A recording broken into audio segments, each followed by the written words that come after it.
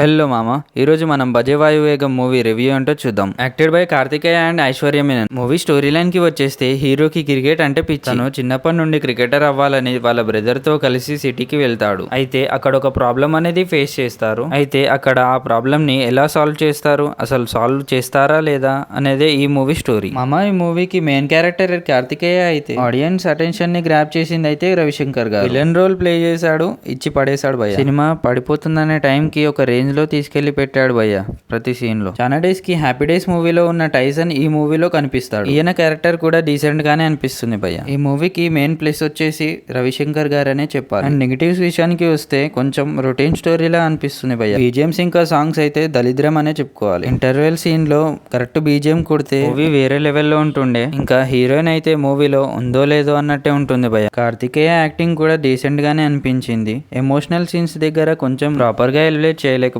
ఈ మూవీ చూస్తున్నంత సేపు బోర్ అయితే కొట్టలేదు భయ్య. ఓవరాల్ ఈ మూవీకి నేను ఇచ్చే రేటింగ్స్ వచ్చేసి 3.2. మూవీ కాదు కానీ మన ప్రభాస్ అన్న కల్కి మూవీ కోసం ఎంతమంది వెయిట్ చేస్తున్నారో కమెంట్ అయితే చేయండి. బుజ్జి ఫుల్ వీడియో ఉంటుంది మన ఛానల్లో, వెళ్ళి చూడు.